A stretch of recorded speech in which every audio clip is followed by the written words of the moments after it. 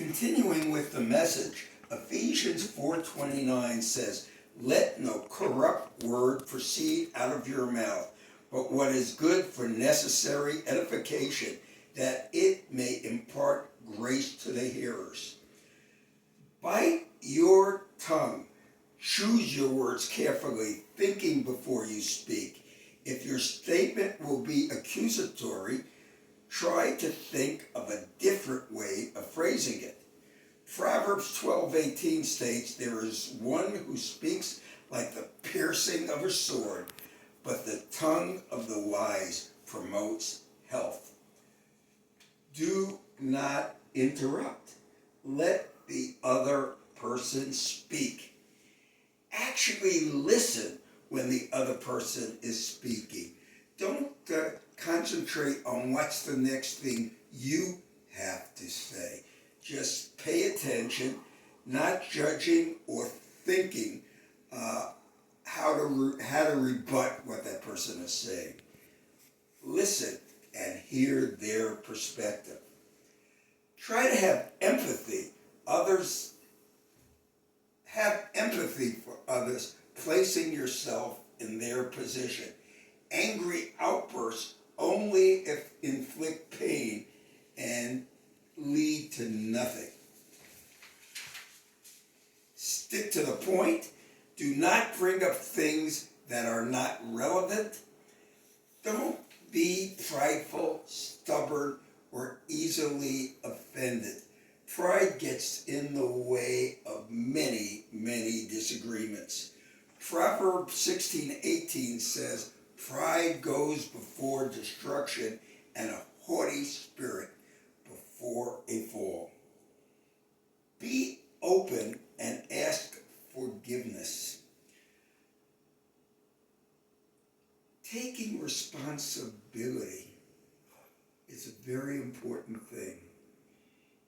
All you would ever have to say, if you believe it, is, "I'm sorry. I was only thinking of myself. Will you forgive me?" How would you feel, friend, in any situation, if that was said to you? I would feel good about that. That's a first step towards extending the olive branch, is taking responsibility for your part in some sort of conflict. And then I think that softens the heart of the person who's receiving that. Well, and often we had just come back from, a family had flown us out to Northern California to be arbitrators in a dispute over their estate. And one of the things we did with them is Fran drew on a piece of paper. Well, tell them what you did, Fran. I put the number 6 on a piece of paper, and I had them stand on opposite sides. From one side of the piece of paper, the person looking down said, from their perspective, that is a 6. I asked the person on the other side, from your perspective, what is that number? And they said 9. So I said, neither one of you are wrong. You're both right from your perspective. But in order to really understand and see from the other person's perspective, you need to pull alongside and see what they're seeing from their perspective. And that really was an eye-opener for them. Yeah, it was. That both can be right. Because you're right doesn't mean I'm wrong either. Be open to forgive. Grace goes a long way towards resolving conflict. Don't be stubborn. Be willing to forgive. Napoleon Hill once said, "In every conflict, there is the seed of opportunity." With everybody staying home like we are now, things probably will arise. We're only humans, and sometimes spending that much time leads to disagreements. The opportunity of this time that we have is really have time not only to resolve conflicts that might happen in your home, but but to think about who really you need to make amends with, who you need to reach out. Look at every situation and look at it thinking, what part did I play in this? What part could I have done differently? There could be a lot of forgiveness that takes place during this time together. We all have the same opportunity to right some wrongs and come out better people, forgiving one another and wiping the slate clean.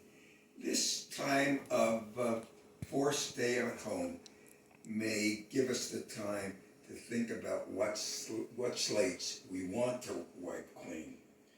The more Christ-like we become, the more influence we will have just to change this world and make it a better place.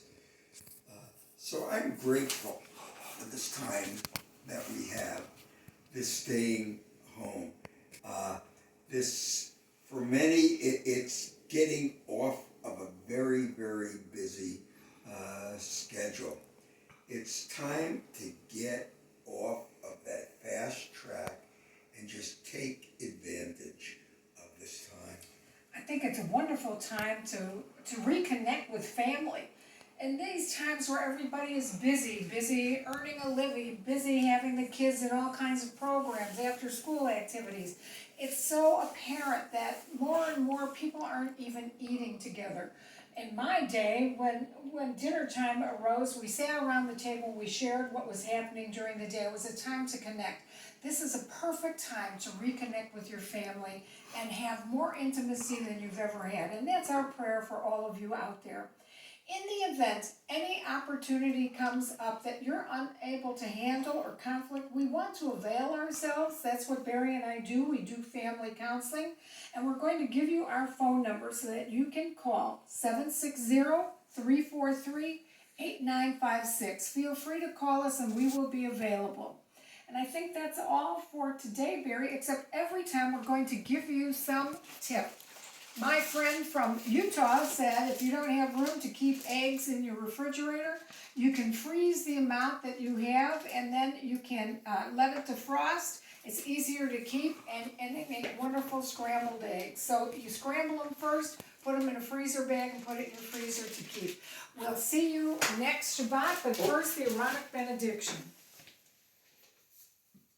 V'yerechecha Adonai v'yishmarecha, Yisa Adonai p'nev alecha v'chuneika, Yisa Adonai p'nev alecha v'yasem lecha.